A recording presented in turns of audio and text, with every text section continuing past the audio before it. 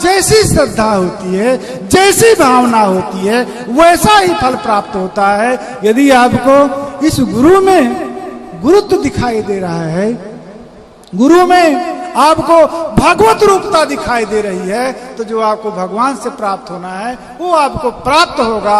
यदि आपको मालूम पड़ता है कि नहीं मानव ही है, तो मानव से कुछ नहीं प्राप्त होने वाला, कुछ नहीं प्राप्त होने वाला है। इसलिए गुरु में श्रद्धा और विश्वास, श्रद्धा विश्वास रूपी गुरु को श्रद्धा और विश्वास रूपी जब आप समझेंगे, तभी वो गु माने अंधकार से अरूप प्रकाश के तरफ ले जाएगा।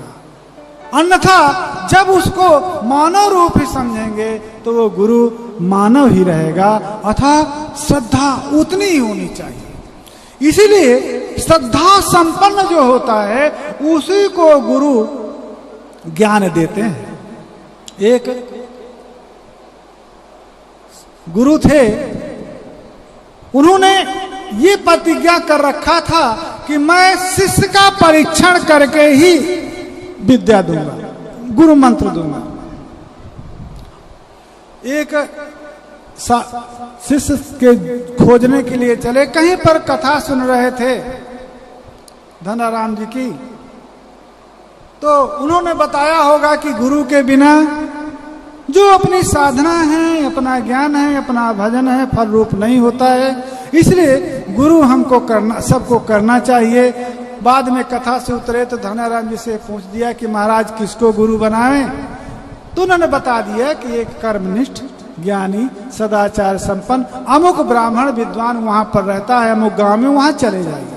और वो ब्राह्मण प्रतिज्ञा कर रखा था कि मैं जो शिष्य को परीक्षण करके ही विद्या दूंगा।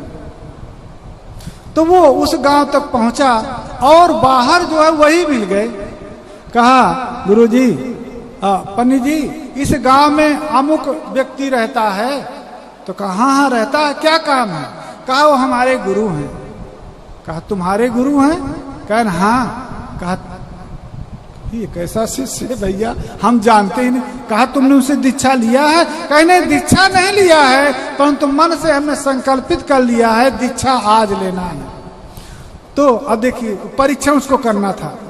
कहा महामूर्ख, लफंगा, कदाचारी, दुराचारी, उससे दीक्षा लोगे? कहा खबरदार, सावधान। कहा अब यदि एक बार बात ही आपने कहा तो मेरे जिन्होंने उपदेश दिया है धनाराम जी ने, उन्होंने कहा है गुरु की निंदा मत सुनिएगा। अब यदि आपने कहा तो हम पटक देंगे आपको। तो फिर से दोहरा दिया, उठा के पटक दिया। अब शिष्य जो है गुरु को रगड़ रहे हैं और चिल्ला रहा है बस हो गया हो गया हो गया। कहा आप नहीं लोगे ना? कहा नहीं। कहा भैया क्षमा करिए, मैं ही वो गुरु हूं। तो चरण पकड़ लिया। कहा कि महाराज ये आपने क्या किया है ना, मुझको तो गुरु जी ये भी कहा है उन्होंने कि यदि गुरु का किसी भी गलती से यदि अपमान हो जाए तो जीवित अग्नि में प्रवेश कर देना चाहिए। कहा अग्नि जलाओ, मैं अभी अग्नि में प्रवेश करूंगा। अब दूसरी बात, तब उन्होंने कहा रुको रुको रुको। कहा ये अपराध तुमसे नहीं हुआ है, ये अपराध तो मुझसे हुआ है।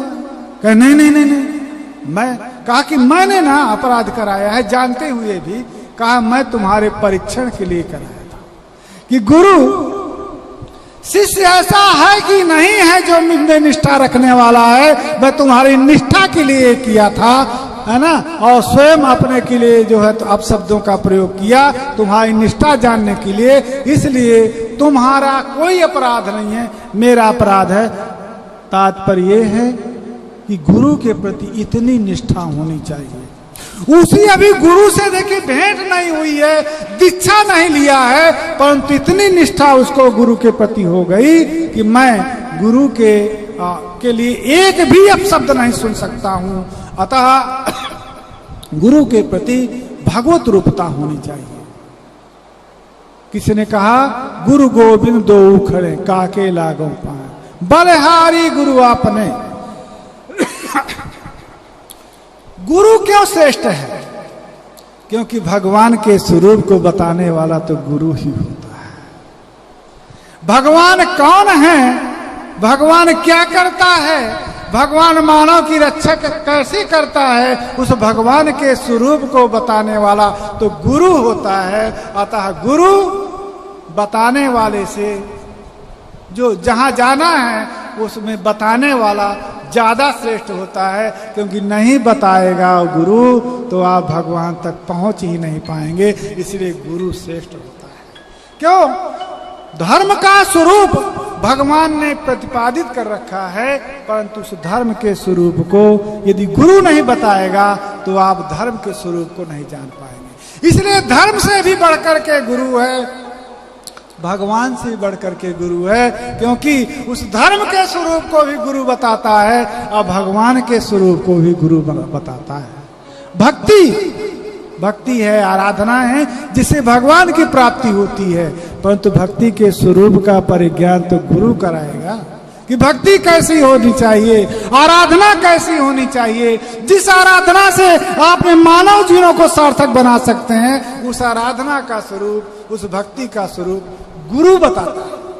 अतः भक्ति से भी बढ़कर के, आराधना से भी बढ़कर के गुरु होता है, क्योंकि भक्ति का स्वरूप और आराधना का स्वरूप गुरु बताता है। इसलिए मानव के लिए गुरु अपेक्षित होता है, क्योंकि जब तक मार्गदर्शक नहीं होता है तब तक कुछ नहीं।